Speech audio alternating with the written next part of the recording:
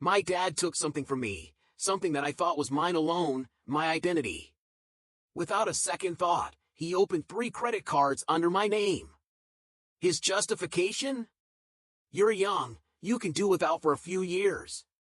It didn't hit me at first, but when I went to get a pre-approval for a mortgage, everything came crashing down.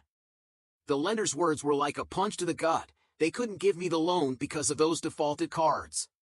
Worse yet, they told me no other lender would touch me either. They handed me a sheet, just a list of steps, instructions on how to undo this mess. I tried disputing the cards, hoping for a chance to set things right. But one of them was already in collections, and the rest? They were verified. I couldn't win. So, I turned to my parents. My mom, her voice laced with suspicion, told me she thought my dad was behind it.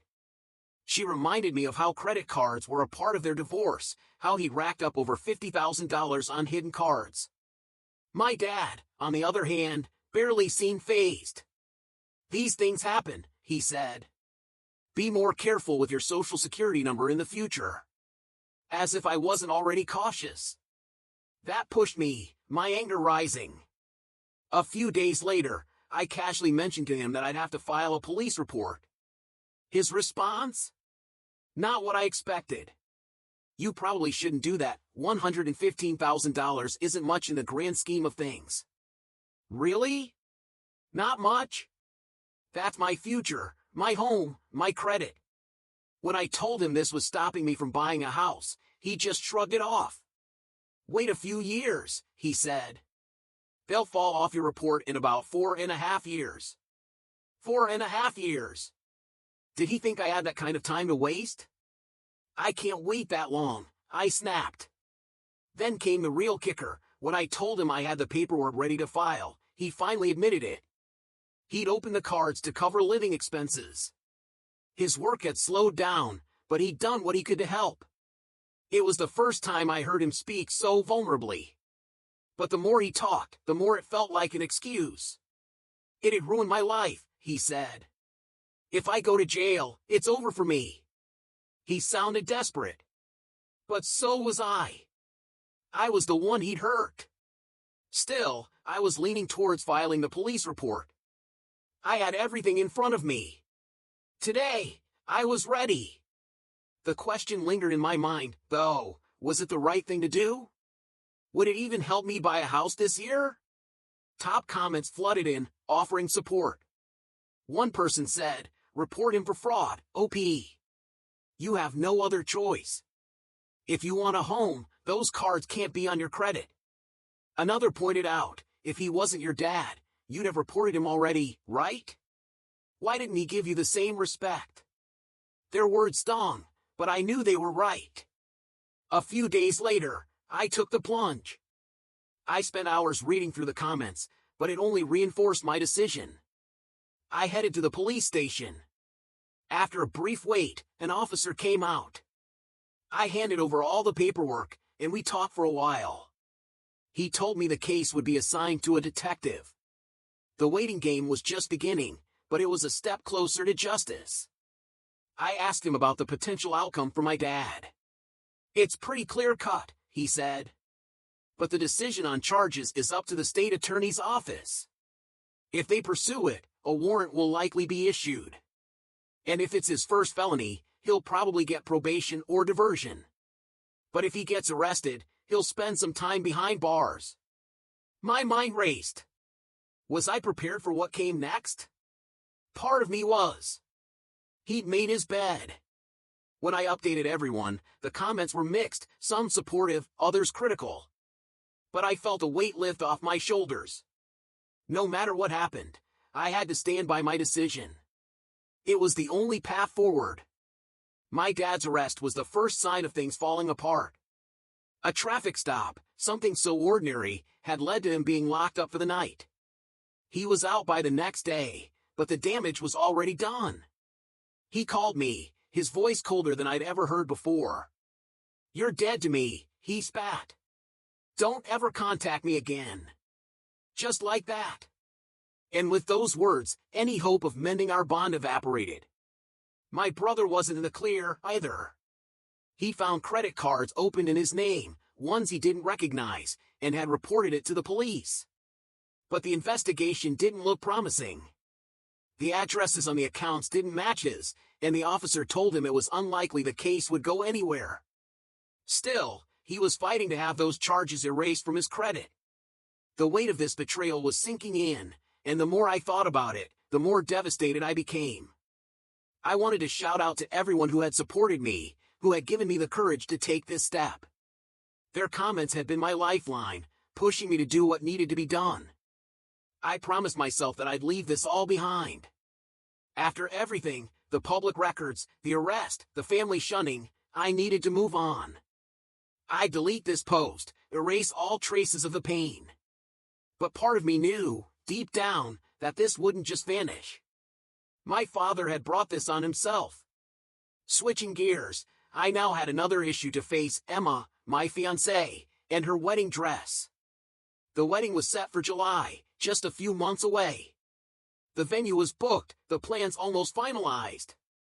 Emma had been compiling ideas, flipping through a scrapbook filled with wedding dress pictures, each one more elaborate than the last. But we still had one major purchase left: the dress. Together, we'd budgeted $10,000 for the wedding. Most of it had been spent already, but we still had about $6,000 left. My thought? Let's save some for the honeymoon. We weren't the extravagant type, and that extra money would go a long way toward making our dream honeymoon possible. But then, the dress. Emma had found one she loved. It wasn't just a dress, though, it was a statement. The price tag was a gut punch: $9.50 for the dress, $120 for the veil. I couldn't believe it. Sure, everything with the word wedding attached to it is overpriced, but this seemed excessive.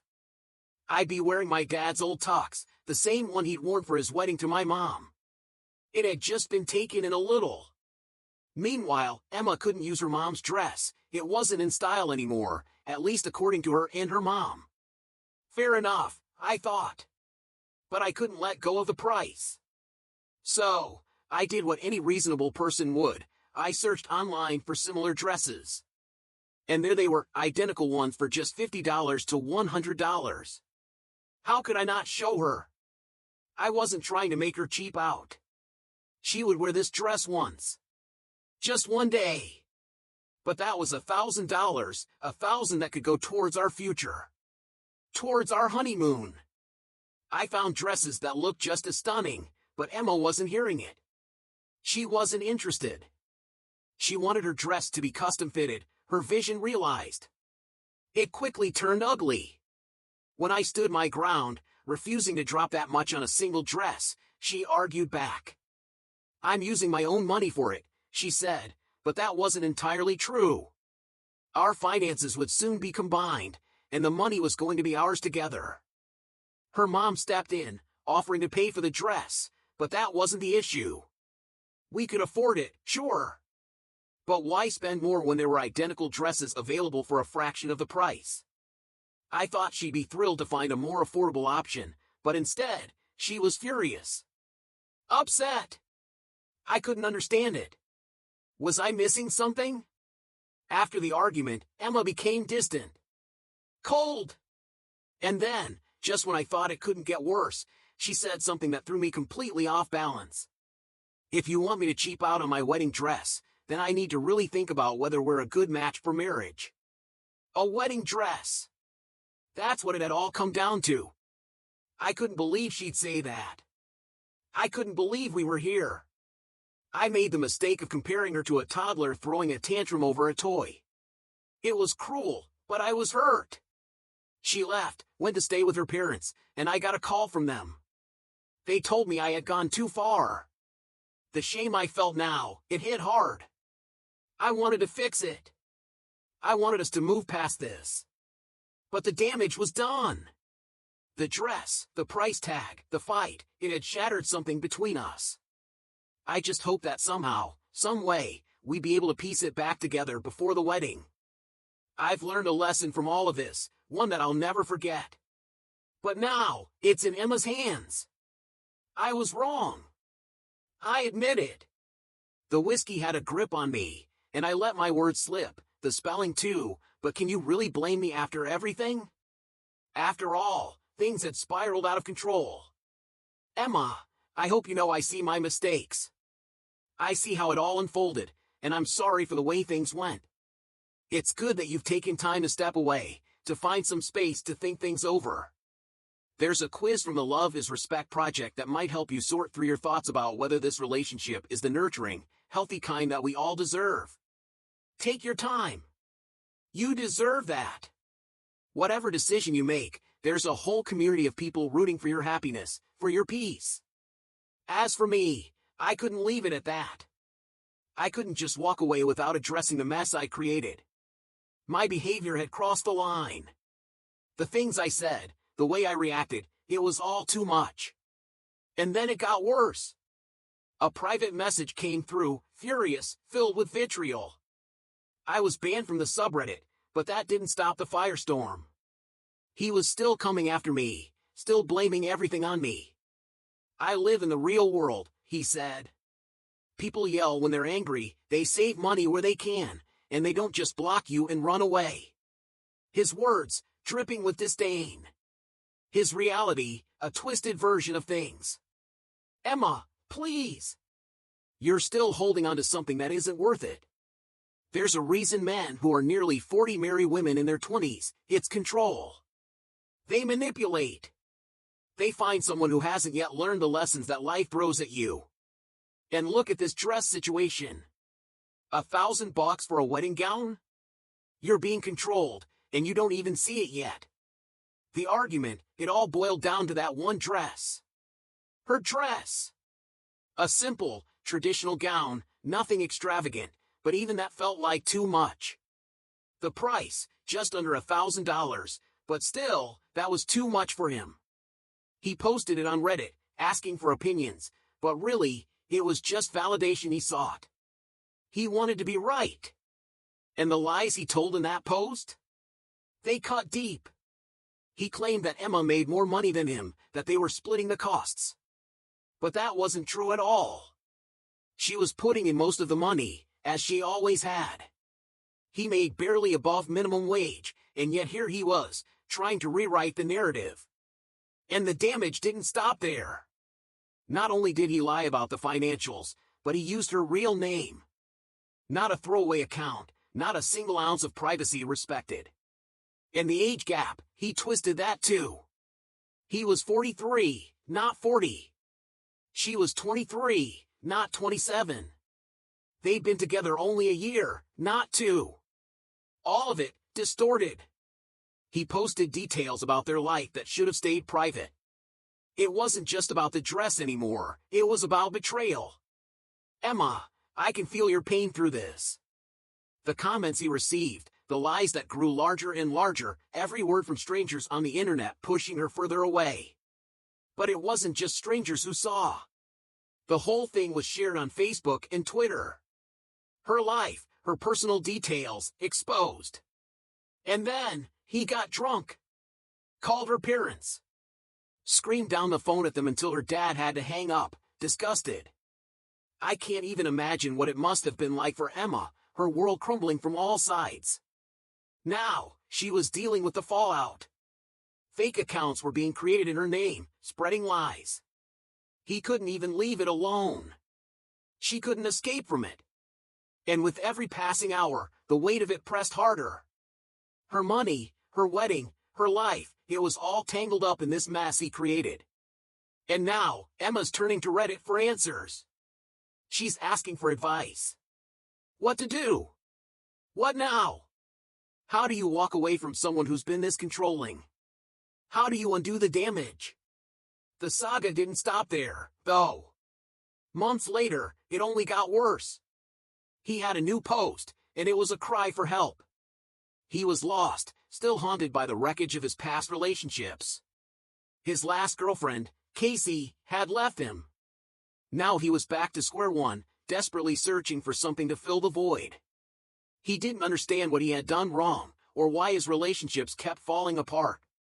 He blamed small-town syndrome, a place where everyone knows everyone and there's no escaping your mistakes. But the problem was never the town. It was him. His inability to change. His refusal to see what he was doing to the women in his life. And now, he was trying to move on, to fill the space with someone new. But no matter how hard he tried, his past was always there, waiting to catch up. Please, he begged. Give me advice. Tell me how to fix this. But the truth was, there was no fixing it. Not now. He had crossed too many lines. Too many red flags had been raised. And Emma? She was left to pick up the pieces.